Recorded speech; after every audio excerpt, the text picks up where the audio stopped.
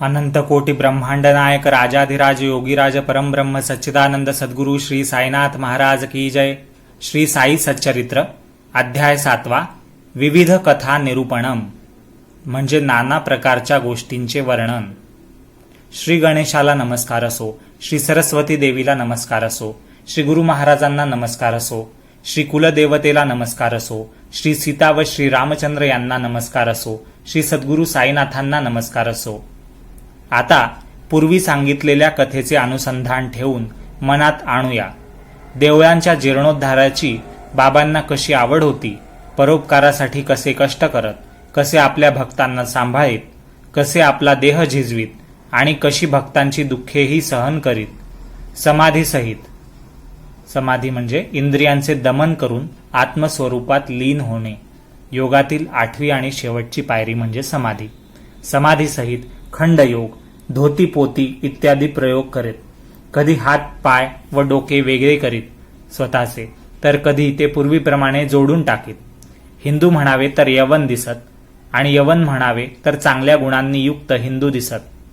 असा हा असामान्य अवतार कोण विचक्षण म्हणजे कोणता विद्वान वर्णन करेल.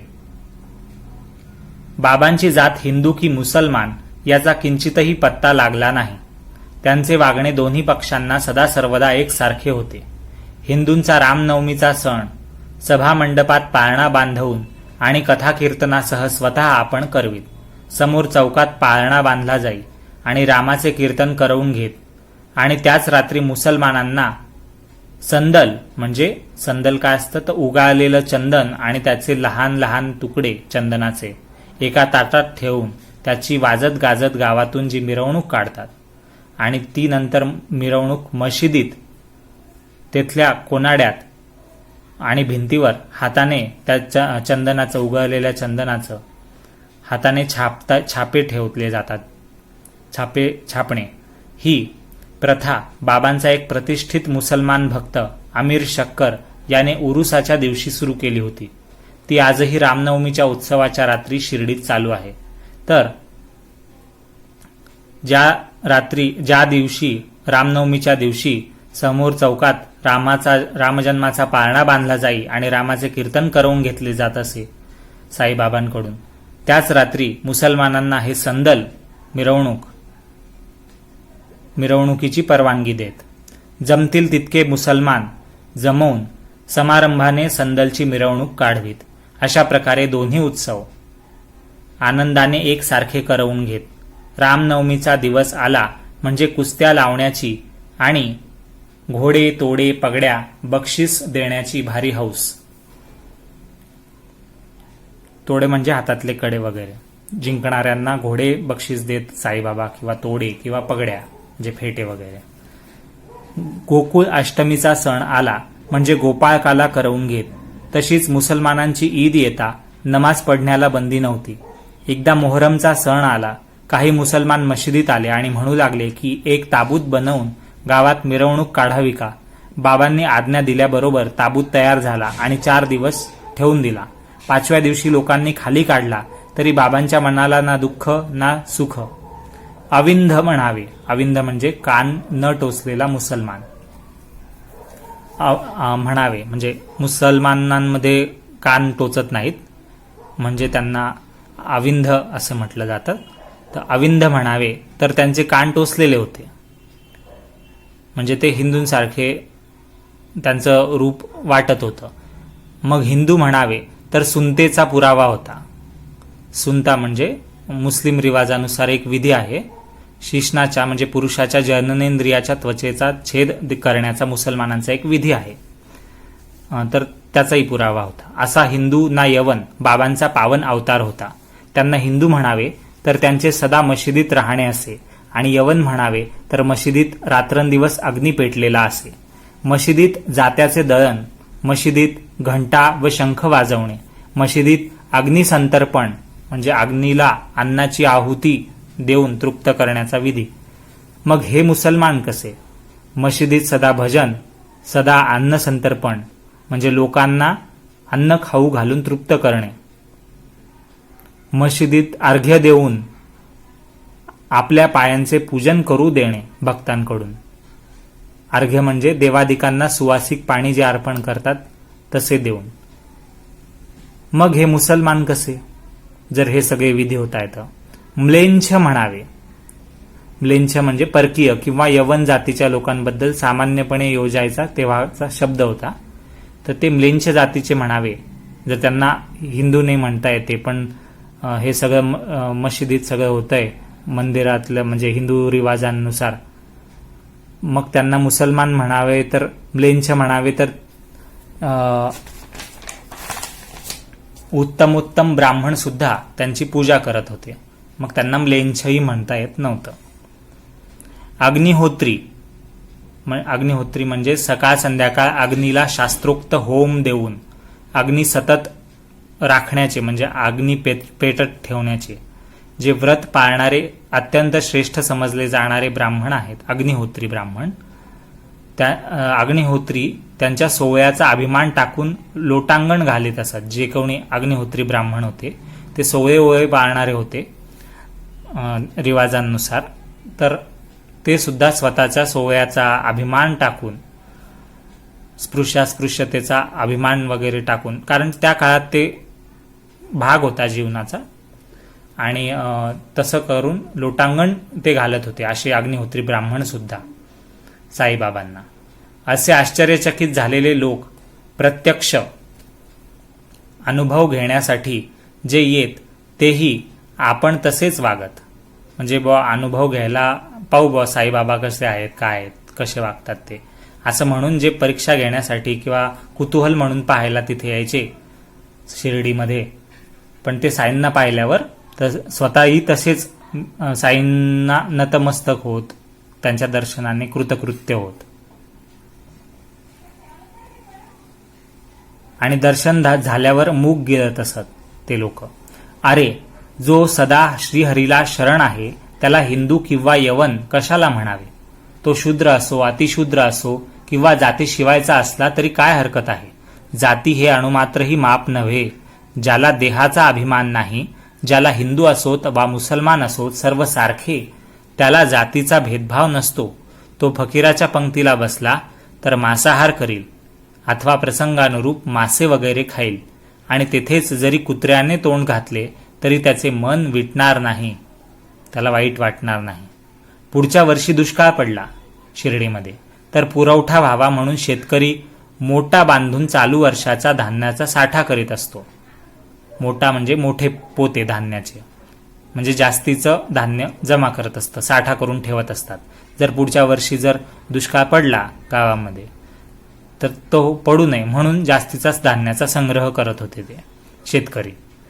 त्याप्रमाणे म्हणजे दुष्काळ पडला तरी काही चिंता नाही. त्याप्रमाणे बाबांच्या संग्रही गव्हाचे पोते होते, मशिदीत दळण्यासाठी जाते होते, पाखडायला सूप होते, प्रपंच चालवायला म्हणजे संसार चालवायला साईबाबांना स्वतःकडे असं काही कमी नव्हतं. सभामंडपात सुंदर खासे तुळशी वृंदावन होते, आणि तेथेच एक लाकडी अतिशुभचिन्हयुक्त कोरीव रथ होता. आता हा रथ कुठून आला? हा इंदूर म्हणजेच इंदोरमध्ये मध्य प्रदेशचे प्रेमळ भक्त बाळासाहेब रेगे, दाजीसाहेब अवस्थी वगैरेंनी उत्सवाच्या दिवशी गावात मिरवणुकीसाठी शिर्डी संस्थानास अर्पण केलेला होता. तर तो रथ कोरीव लाकडी रथही तिथे होता साईबाबांच्या मशिदीत. काही पुण्य गाठीशी होते म्हणूनच अशा चांगल्या सद्वस्तूची म्हणजेच साक्षात परमेश्वराची साईंची भेट झाली आहे असं लेखक म्हणतो. लेखक पुढे म्हणतोय की म्हणून तिला म्हणजे अशा सद्वस्तूला म्हणजे साईंना हृदयरूपी करंड्यात किंवा पेटीत अशी साठवून ठेवा की मरेपर्यंत तिची तूट भासू नये.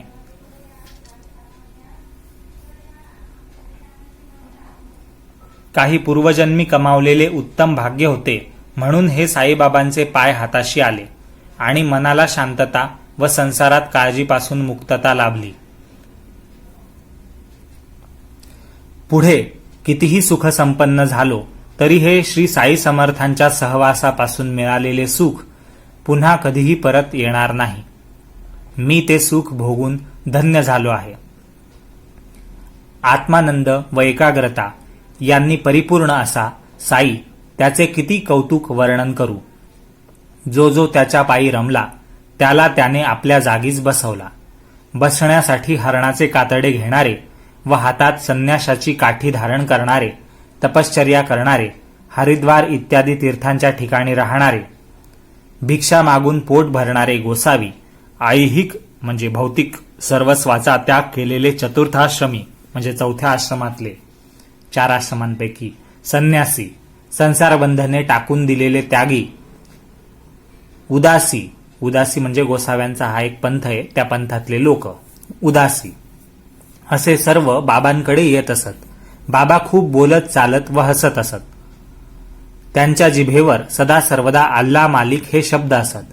त्यांना वादवितंड आवडत नसे आणि त्यांच्याजवळ नेहमी सटका असे. त्यांना खडतर व्रताचे आचरण करण्याची आवड होती. ते शमी, ज्यांचे मनोविकार शांत झाले आहेत असे, व दांत, ज्यांनी आपल्या ज्ञानेंद्रिय व कर्मेंद्रिय यांच्यावर ताबा मिळवला आहे असे ते साई होते. साईंची वाणी पूर्ण वेदांत सांगत असे. अखेरपर्यंत बाबांचा पूर्ण पत्ता कोणाला लागला नाही. राव म्हणजे श्रीमंत असो किंवा रंक म्हणजे दरिद्री असो, सगळ्यांना सर्व बाबतीत सारखी वागणूक होती. लक्ष्मीपुत्र असो म्हणजे श्रीमंत अथवा भिकारी असो, दोघांनाही तेथे साईंच्या दरबारी सारखे माप होते. कोणाचेही बरे वाईट कर्म तसेच मनातील मर्म म्हणजे त्याचं दुःख, त्याची यातना, मनोभाव साईंना ठाऊक असे आणि त्याची खूण म्हणजे त्याचा पुरावा व तात्पर्य सांगून ते भक्तांना खूप आश्चर्यचकित करत असत. ज्ञानाचे ते भांडार होते, परंतु अज्ञानाचे ते सोंग करीत. मानपान मिळवण्यासाठी खटपट करणे म्हणजे त्यांना मोठे कष्टप्रद वाटे. म्हणजे मानपान मिळवण्यासाठी त्यांचा कधीच प्रयत्न नव्हता. अशा प्रकारची साईबाबांची लक्षणे होती. शरीर जरी मानवाचे होते तरी त्यांची करणी अपूर्व आणि देवाची होती. म्हणजे त्यांचे कार्य जणू काही देवानेच केलेले कार्य आहे असं होतं. शिर्डीतला प्रत्यक्ष देव तो हाच, अशी तेथील सर्व लोकांची भावना होती. काय बाबांचे चमत्कार! मी पामर ते किती म्हणून वर्णन करू. म्हणजे मी क्षुल्लक आहे बुवा त्यांचं चमत्कार किंवा त्यांच्या लीला, त्यांचं वागणं वर्णन करायला, असं लेखक लिहितोय. देवादेवळांचे जीर्णोद्धार बाबांनी अपार करवले. शिर्डी येथे तात्या पाटलांच्या हातून शनी, गणपती, शंकर पार्वती, मारुती व ग्रामदेवता यांची सुस्थिती साईबाबांनी लावून दिली. लोकांपासून दक्षिणेच्या निमित्ताने बाबा जो पैसा घेत त्यातील काही ते धर्मार्थ वाटीत म्हणजे धर्मकार्यासाठी दान देत किंवा परत वाटून टाकत, तर काही तो तसाच देऊन टाकत असत. कोणाला रोज 30 रुपये, कोणाला 10, कोणाला 15, 50 मनाला वाटेल त्याप्रमाणे मोठ्या खुशीने वाटत असत. आता हे त्या काळातले 10, 15 रुपये आजच्या काळासारखे नाही, तेव्हा रुपयाची किंमत वेगळी होती. म्हणजे आताच्या हजारोंमध्ये किंवा काही 100 रुपयांमध्ये तेव्हाचे 10 रुपये 15 रुपये असणार, काही हजारांमध्ये जे आजच्या काळातले, तर ते असे हजारो रुपये म्हणजे त्या काळातल्या रुपयाच्या मूल्यानुसार सहज वाटत होते. ज्यांना गरज आहे हे त्या साईंना कळत होतं किंवा ज्यांचं काही देणं असेल काही कृपा म्हणून, तर ते साई देत होते. हा तर सर्व धर्माचा पैसा, तो घेणाऱ्याचाही तसाच पूर्ण विश्वास होता जो साईंकडून कोणी घेत होतं. बाबांची देखील त्या पैशाचा विनियोग चांगल्या कामासाठी व्हावा अशीच इच्छा होती. बाबांच्या दर्शनाने कित्येक लोक पुष्ट झाले. पुष्ट म्हणजे पोषण, त्यांना पोषित झाले, चांगले पोषण मिळाले. कित्येक दुष्टांचे सुष्ट झाले म्हणजे वाईटांचे चांगले झाले. कित्येकांचा कुष्ठ गेला म्हणजे रोग गेले. कित्येक अभिष्ट म्हणजे कल्याण पावले. कित्येक अंजन किंवा पालारस घातल्याशिवाय आंधळ्याचे डोळस झाले. तर कित्येक पंगूंना बाबांचे पाय धरताच चालता येऊ लागले. बाबांचा महिमा अनिवार्य होता, त्याचा पार कोणासच लागत नव्हता. त्यांच्या दर्शनासाठी अपरंपार व चौबाजूंनी यात्रा येऊ लागली. धुनीजवळ त्याच जागी मलमूत्रा ते विसर्जून कधी पारोसे म्हणजे स्नान केल्याशिवाय तर किंवा कधी स्नान करून बाबा सदा ध्यानात गडलेले असत. डोक्याला छानसे पांढरे पागोटे म्हणजे पांढरा रुमाल, कपडा गुंडाळलेला, कमरेला स्वच्छ धोतर व अंगात सदरा असा आरंभी सुरुवातीच्या दिवसांमध्ये त्यांचा पेहराव म्हणजे पोशाख होता. सुरुवातीला साईबाबा गावात वैद्यकी करत. सुरुवातीला पाहून पाहून दवा देत, म्हणजे लोकांची नाडी चिकित्सा करून वगैरे. त्यांच्या हाताला बरेच यश होते, म्हणून ते प्रख्यात हकीम म्हणजे वैद्य म्हणून नावाजले. एकदा एका भक्ताचे डोळे सुजून लाल झाले आणि बुबुळे रक्तबंबाळ झाली. शिर्डीत वैद्य मिळेना. भक्त बिचारे भावार्थी. त्यांनी बाबांना दाखवले. लगेच बाबांनी बिब्बे ठेचून तयार करवले. अशा डोळ्यांच्या दुखण्याला कोणी काड्यांनी सुरमा लावील, कोणी गाईच्या दुधाच्या घड्या ठेवतील, कोणी थंडगार कापडाच्या वड्या ठेवतील, तर कोणी अंजनाच्या म्हणजे काजळाच्या पुड्या देतील. परंतु बाबांचा तर उपायच वेगळा. त्यांनी स्वतः आपल्या हाताने बिब्ब्याचा एक एक गोळा उचलला आणि कित्येक डोळ्यात दाबून भरला आणि वाटोळा फडका गुंडाळला. दुसऱ्या दिवशी डोळ्यांची पट्टी सोडली त्या रुग्णाची, जो भक्त होता साईंचा, ज्याच्या डोळ्यांना त्रास होता, आणि वर पाण्याची धार धरली त्याच्या डोळ्यांवर, आणि होती ती सगळी सूज पार निवळून बुबुळे स्वच्छ झाली. डोळ्यांसारखा नाजूक भाग, परंतु बिब्ब्याने मुळीच आग झाली नाही. बिब्ब्याने डोळ्यांचा रोग पळवला. असे बाबांचे अनेक अनुभव होते. बाबांना धोतीपोती माहीत होती. योगाचा एक प्रकारे लोकांची नजर चुकवून ते एकांत जागी जात. आंघोळ करताना स्वतःची आतडी ओकून बाहेर काढत आणि धुवून वाळण्यासाठी टाकत. मशिदीपासून जितकी दूर विहीर आहे तितक्याच अंतरावर पुढे एक वडाचे झाड आहे. त्या वडाच्या झाडाच्याही पलीकडे एक दुसरी विहीर आहे. तेथे 2 दिवसाआड साई जात असत. भर दुपारी कडक ऊन, कोणी तिथे नाही हे पाहून बाबा स्वतः विहिरीतून पाणी काढून तोंड वगैरे धुत असत. असो, अशा एका प्रसंगी ते आंघोळीला बसले असताना घाईघाईने आतडी काढून त्या जागी ते धुवू लागले.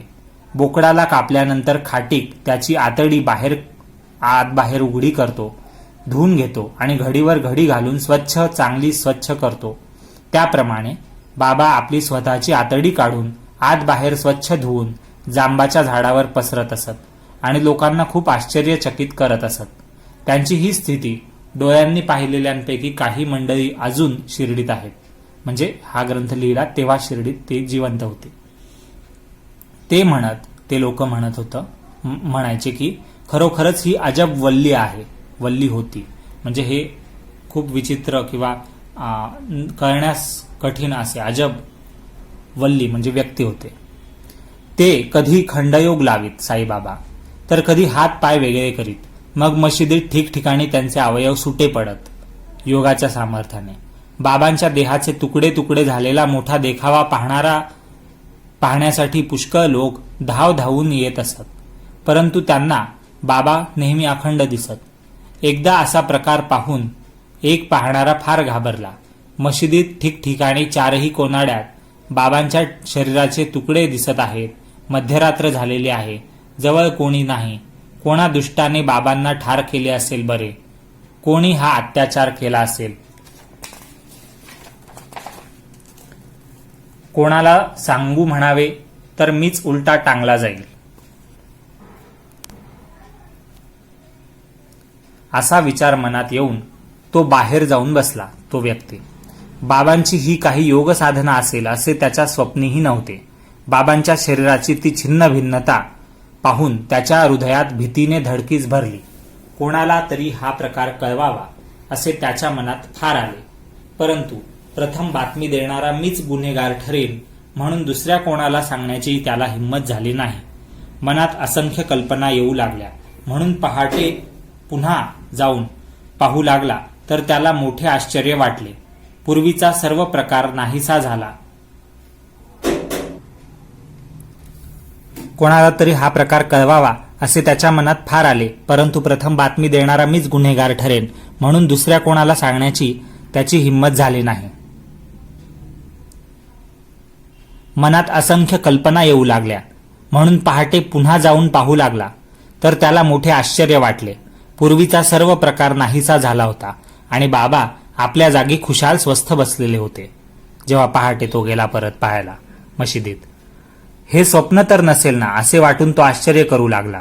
हे योग, हे धोती पोती खंडयोग वगैरे बाबा बालपणापासून आचरित होते. त्यांची ही योगस्थिती व अगम्य गती कोणालाच कळत नव्हती. बाबा आपल्या वैद्यकीय गुणाने प्रख्यात पावले आणि गरीब दुबळ्यांना त्यांनी आरोग्य दिले. परंतु कोणाच्याही दिडकीला ते शिवले नाहीत. त्या प्रांतात ते हकीम म्हणजे मुसलमान वैद्य म्हणून गाजले. हकीम हे तर ते दुसऱ्यांसाठी होते, स्वतःच्या फायद्यासाठी ते अगदी उदास होते. म्हणजे स्वतःच्या शरीराचं मनाचं त्यांना काही पर्वा नव्हती. ते दुसऱ्यांच्या कल्याणासाठी, दुसऱ्यांच्या त्रासांना बरं करण्यासाठी त्या दयाभावनेने कृपा करत होते, कृपादृष्टीने पाहत होते. त्यासाठी झटत होते साईबाबा. परक्याचा लाभ साधण्यासाठी ते स्वतः सहन करण्यास कठीण अशी संकटे देखील सहन करीत. याबद्दलची एक विलक्षण कथा श्रोत्यांना मी वर्णन करतो, ज्यामुळे बाबांची व्यापकता व दयार्द्रता कळेल. सन 1910 साली दिवाळीत धनत्रयोदशीच्या दिवशी बाबा धुनीजवळ सहज लाकडे जाळीत बसले होते. धुनी भयंकर तापलेली होती. इतक्यात एकाएकी त्या धुनीत बाबा आपला हात खुपसून निश्चिंत मनाने बसले आणि हात भाजून निघाला. माधव नावाचा त्यांचा सेवक त्यावेळी त्यांच्याजवळ होता. त्याचे सहज लक्ष गेले. माधवराव देशपांडेही शेजारी होते. तेही लगेच धावले आणि बैठक मारून कमरेला विळखा घालून बाबांना त्यांनी मागे ओढले. मग ते बाबांना काय विचारू लागले पहा. माधवराव देशपांडे म्हणाले, हा देवा, हे काय केले? देशपांड्यांनी असे म्हणताच बाबा शुद्धीवर आले आणि म्हणाले, बाबा काय म्हणताय? अरे, बगलेतले एक पोर निसटले आणि एकाएकी भट्टीत पडले. एका लोहाराची स्त्री आपल्या नवऱ्याची हाक ऐकून धाकाने पोराला बगलेत मारून भट्टीचा भाता फुंकू लागली. फुंकता फुंकता लक्ष चुकली आणि बगलेत पोर आहे हे विसरली. पोर ती अति चुळबुळी तेथून निसटली आणि भट्टीत पडताच मी उचलली. त्या पोरीला काढायला मी गेलो तर हा प्रकार घडला. भाजू दे रे मेला माझा हात. पोरीचा प्राण तर वाचला, असे साईबाबा म्हणाले. आता या हाताच्या दुखण्यासाठी कोणता बरं आणि कोणाकडून कसला उपाय करून घ्यावा म्हणून माधवरावांनी चांदोरकरांना सविस्तर पत्र टाकले. लगेच चांदोरकर मुंबईतील प्रसिद्ध डॉक्टर परमानंद यांना घेऊन शिर्डीस आले. जळजळ कमी होण्याला उपयोगी पडतील अशी नाना प्रकारची औषधे घेऊन डॉक्टर परमानंदांसह नानासाहेब साईबाबांच्या चरणांशी येऊन ठेपले. बाबांना नमस्कार करून कुशल वर्तमान विचारले, म्हणजे क्षेमकुशल विचारलं. नंतर येण्याचा हेतू सांगून हात दाखवण्याची विनंती केली. आधीच हात पोळल्यापासून दररोज भागोजी शिंदे साईबाबांच्या हाताला तूप चोळून पान बांधून, झाडाचे पानं बांधून घट्ट पट्ट्या बांधित असे. तो हात सोडून पहावा, परमानंदांना दाखवावा, औषधोपचार सुरू करावा आणि बाबांना गुण पडावा, ही सदिच्छा मनात धरून नानासाहेबांनी बाबांची पुष्कळ मनधरणी केली. परमानंदांनीही पट्ट्या सोडून पाहण्याचा प्रयत्न केला. परंतु बाबांनी आज उद्या करून आपला वैद्य अल्ला, म्हणजे ईश्वरच आपला डॉक्टर आहे, तो पाहिल बा, त्याला चिंता आपल्या आरोग्याची, शरीराची, जीवनाची, म्हणून हात पाहू दिला नाही. साईंनी स्वतःचा हात डॉक्टरला दाखवला नाही. त्यांच्या मनात मुळीच खेद नव्हता. साईबाबांच्या मनात परमानंदांनी आणलेल्या औषधांना शिर्डीची हवा लागली नाही, म्हणजे ते औषधं सुद्धा बाहेर निघायची वेळ आली नाही, कारण साईंनी काहीच घेतलंच नाही. परंतु त्यामुळे त्यांना साई दर्शनाचा आनंददायक योग घडून आला. भागोजीचीच प्रत्येक दिवशी सेवा चाकरी असायची. भागोजीनेच हात चोळावा, त्यामुळे काही दिवसांनी हात बरा होऊन सर्वांना सुख झाले. जरी असा हात बरा झाला तुपाने चोळून वगैरे, तरी बाबांना काय अतृप्तता आली कोण जाणे. ती पहाटेची वेळ येता दररोज पट्ट्यांचा सोहळा चालूच. म्हणजे हात बरोबर झाला तरी सुद्धा हाताला काहीही वेदना नसताना दररोज त्याची निष्कारण जोपासना आणि दुखणे नसताना तूप चोळणे, घृतमर्दन आमरणात चालवले साईंनी, म्हणजे शेवटपर्यंत चालू ठेवले. भागोजीच्या या उपासनेची अणिमादी अष्टसिद्धी प्राप्त असलेल्या साईबाबांना गरज नव्हती. म्हणजे 8 प्रकारच्या सिद्धी असतात, त्यातली अणिमा, लघुमा, गरिमा, अशा वेगवेगळ्या नावांच्या त्या सिद्धी असतात, म्हणजे शक्त्याच असतात एक प्रकारे. तर त्या अष्टसिद्धी प्राप्त असलेले साईबाबा होते, त्यांना याची गरजच नव्हती भागोजीच्या या सेवेची, उपासनेची. परंतु भक्ताच्या कल्याणाच्या आवडीमुळे भागोजीची ती नित्य नेमाची उपासना ते घडवून घेत होते, सेवा त्याच्याकडून घेत होते. पूर्वजन्मीच्या महापापांमुळे रक्तपिती सारख्या महारोगाचे दुःख भागोजीच्या नशिबी आले होते. म्हणजे तो एका मोठ्या रक्तपिती नावाच्या रोगात अडकलेला होता भागोजी. परंतु त्याचे भाग्य विशेष की त्याला साईबाबांचा सहवास लाभला. बाबांची लेंडी बागेवर फेरी निघाली की भागोजी त्यांचा छत्रधारी असे, म्हणजे छत्री धरायला. शरीर रक्तपितीने भरलेले, परंतु बाबांच्या सेवा चाकरीसाठी त्याचा पहिला नंबर लागत असे.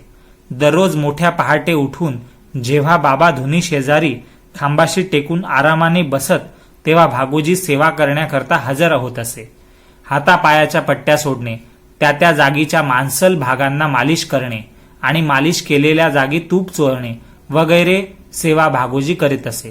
पूर्वजन्मीच्या महापापिष्ट भागोजी शिंदे रक्तकुष्ठाने सर्व अंग भरलेला असा महाव्याधिष्ठ, म्हणजे मोठा आजारी व्यक्ती होता, रोगी होता. तरी पण बाबांचा तो श्रेष्ठ भक्त होता. रक्तपितीने बोटे गळून पडली होती त्याची. घाण वासामुळे सर्व अंग किळसवाणे झाले होते भागोजीचे. असे ज्याचे कमनशीब होते, तरी त्याचे बाबांची सेवा करण्याच्या सुखामुळे उत्कृष्ट भाग्य झाले होते. म्हणजे सेवा करण्यासाठी कोणीही येवो, साईबाबांनी कोणाचा कधीही आव्हेर केला नाही, दूर केलं नाही कोणाला, उलट त्याला प्रेमानेच वागवले. याविषयी 2 उदाहरणे भीमाबाईचे आणि दगडू भाऊचे. बाबांची बोध पद्धती या लेखामध्ये, पुस्तकामध्ये लेखक काकासाहेब दीक्षित यांनी सविस्तरपणे सांगितलेलं आहे. साईबाबांच्या आगाध लीला किती म्हणून मी वर्णन करू. शिर्डी गावात एकदा ग्रंथीज्वर आला, त्यावेळी जो चमत्कार घडला तो ऐका. दादासाहेब खापर्ड्यांचा एक लहान वयाचा मुलगा आपल्या आईबरोबर साईबाबांच्या सहवासाचा आनंद लुटत होता. आधीच तो मुलगा लहान, त्याला फणफणून ताप आला. आईचे हृदय उचंबळून आले आणि तिचे मन अस्वस्थ झाले. राहण्याचे ठिकाण अमरावती होते, तेथे परतून जावे असा विचार तिच्या मनात आला. मग ती संध्याकाळची वेळ साधून बाबांची आज्ञा घेण्यासाठी आली. संध्याकाळची लेंडी बागेची फेरी आटोपून बाबा वाड्यापाशी आले असता त्या बाईने जवळ जाऊन बाबांचे पाय धरले आणि घडलेली सर्व गोष्ट निवेदन केली बाबांना. आधीच स्त्रियांची जात घाबरी, म्हणजे थोडेही काही झालं तर त्यांना चिंता वाटते, त्रास वाटतो, त्या अर्थाने म्हणलंय. त्यात मुलाची शिरशिरी, म्हणजे थरथर कापणे थांबत नव्हते तापामुळे. ग्रंथीज्वराची भीती पण भारी होती. ग्रंथीज्वर त्यावेळेसचा मोठा रोग होता. म्हणून घडलेले सर्व ते पुन्हा पुन्हा नीट सांगू लागली. त्यावर बाबा मृदू शब्दात म्हणाले की आकाशात ढग आले आहेत, पाऊस पडून पिके पिकतील आणि ढग वितळून जातील, भीता कशाला. आता ही एक प्रकारे सांकेतिक भाषा, कोड लँग्वेज आहे. साईबाबा काय सांगताय या वाक्यातून ते परत आहे का. आकाशात ढग आले आहेत असं साईबाबा म्हणाले, म्हणजे संकट आली आहेत आयुष्यात. पाऊस पडून पिके पिकतील आणि ढग वितळून जातील, म्हणजे संकट आली तशी निघून जातील आणि अनुभव तुम्हाला मिळेल. भीता कशाला, घाबरू नका असे म्हणून साईंनी आपली कफनी कमरेपर्यंत वर उचलून ताज्या व चांगल्या टवटवून उठलेल्या गाठी सर्वांना दाखवल्या. त्यांच्या पायांवर गाठी आल्या होत्या. कोंबडीच्या अंड्या एवढ्या त्या 4 गाठी चारी बाजूंना होत्या. बाबा म्हणाले, हे पहा, तुमच्यासाठी मला हे संकट भोगावे लागते. बाबांचे असे हे दिव्य व अलौकिक कृत्य पाहून लोक आश्चर्यचकित झाले. आपल्या भक्तांसाठी संत अनेक दुःखे कशी भोगतात पहा. त्यांचे हृदय मेणापेक्षाही मऊ असते, आतून बाहेरून जणू काय लोणीच. त्यांचे भक्तांवरचे प्रेम स्वार्थाशिवायचे असते. भक्तच त्यांचे जातीबांधव असतात.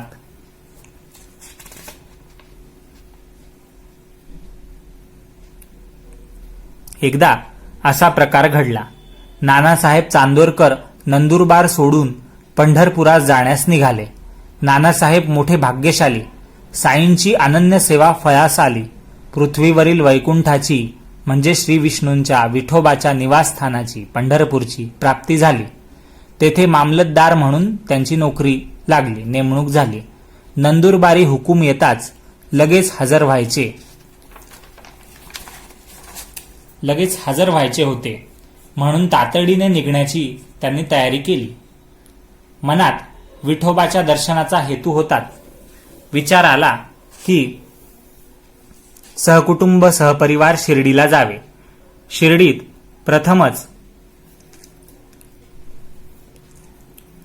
शिर्डीच प्रथम पंढरपूर आहे.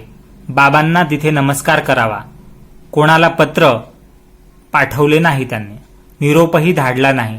सर्व सामान आवरून लगबगीने गाडीत बसले. असे जे नानासाहेब निघाले त्याची शिर्डीत कोणालाच खबर नव्हती. परंतु साईबाबांना ते सर्व समजले होते, कारण ते अंतर्ज्ञानी होते. त्यांची नजर सर्व ठिकाणी ना. नानासाहेब सत्वर निघाले. निमगावच्या सीमेवर असतील तोच शिर्डीत मोठा चमत्कार घडला, तो ऐका. बाबा मशिदीत म्हाळसापती, आप्पा शिंदे व काशीराम शिंपी या भक्तांसह गोष्टी करीत बसले होते. इतक्यात बाबा म्हणाले की आपण चौघे मिळून भजन करूया. पंढरीचे दरवाजे उघडले आहेत, भजन आनंदाने चालवूया. साईबाबांना तिन्ही काळांचे संपूर्ण ज्ञान होते, भूत, वर्तमान, भविष्यकाळ. नानासाहेब पंढरपूरला जाण्यासाठी निघाल्याची वार्ता साईंना कळून चुकली होती. नानासाहेब सीमेवरच्या शिवा ओढ्याजवळ आले शिर्डीच्या. तर तेव्हा बाबांना भजन करण्याचा आनंद लुटण्याची इच्छा झाली. तेव्हा स्वतः बाबा भजन म्हणू लागले. ते भजन असं होतं: पंढरपूरला जायाचे जायाचे, पंढरपूरला जायाचे जायाचे, तिथे समजला राहायाचे राहायाचे, तिथे समजला राहायाचे, घर ते माझ्या रायाचे, घर ते माझ्या रायाचे, पंढरपूरला जायाचे जायाचे. स्वतः बाबा भजन म्हणू लागले. जवळ बसलेले भक्त ते पुन्हा म्हणून साथ देऊ लागले, रिपीट करू लागले आणि पंढरीच्या प्रेमात रंगून गेले. इतक्यात नानासाहेब तिथे आले.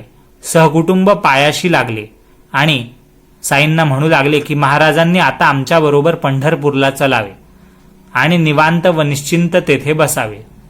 या विनंतीची गरजच नव्हती, कारण बाबांची आधीच असलेली पंढरपूरला जाण्याबद्दलच्या भजनाची आवड असलेली स्थिती लोकांनी त्यांना सांगितली.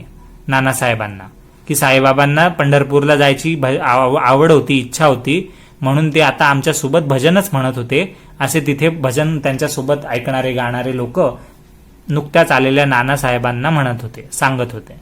बाबांची ही लीला पाहून नानासाहेब आश्चर्यचकित झाले आणि त्यांनी सद्गदित होऊन बाबांच्या चरणी मस्तक ठेवले, नमस्कार केला. नंतर आशीर्वचनासह दिलेला उदी प्रसाद मस्तकी लावून ते नानासाहेब चांदोरकर पंढरपूरकडे जाण्यास निघाले. अशा कितीतरी गोष्टी सांगू जाता ग्रंथाचा व्याप वाढेल. म्हणून हा परदुःख निवृत्तिता म्हणजे दुसऱ्याचे दुःख निवारण करण्याचा विषय आटोपता घेऊया. बाबांच्या चरित्राला अंत नाही, तेव्हा हा अध्याय आता संपवूया. पुढील अध्यायात बाकीच्या इतर कथा मी आणि माझ्या स्वतःच्या कल्याणाकरता सांगेन. ही मीपणाची अहमवृत्ती मनात जिरवू जाता जिरत नाही. म्हणजे मी कायम असं सांगत असतो, लेखक म्हणतोय की मी मी मी असं मी इथे उल्लेख करतो, ते माझ्याकडे नसलं पाहिजे. हा मी कोण हे निश्चितपणे कळत नाही. साईबाबा स्वतः आपले चरित्र सांगतील. मनुष्य जन्माचे महत्व साईबाबा सांगतील. आपल्या भिक्षेचा वर्तन क्रम म्हणजे भिक्षा वगैरे कशी घेत होते ते सांगतील, ते वर्णन करतील. बायजाबाईची भक्ती व आपले भोजन कौतुकही सांगतील. म्हाळसापतीला व तात्या कोते पाटलाला बरोबर घेऊन बाबा मशिदीत कशा तऱ्हेने झोपत तेही ऐका. पुढे हेमाडपंत साईबाबांना शरण आले आहेत. मी भक्तांच्या पायांची वाहन आहे, म्हणजे पादत्राण चप्पल आहे, असे ते म्हणवून घेतात. त्यांना साईबाबांची आज्ञा हाच आधार आहे. येथवर निरूपण झाले. सर्वांचे कल्याण असो. अशा प्रकारे संत व सज्जन यांनी प्रेरणा केलेल्या, भक्त हेमाडपंत यांनी रचलेल्या श्री साई समर्थ यांच्या सत्यचरित्राचा विविध कथा निरूपणम नावाचा 7वा अध्याय समाप्त झाला, संपूर्ण झाला. श्री सद्गुरू साईनाथांना अर्पण असो. सर्वत्र मंगल असो. शुभम भवतु. ओम साईराम.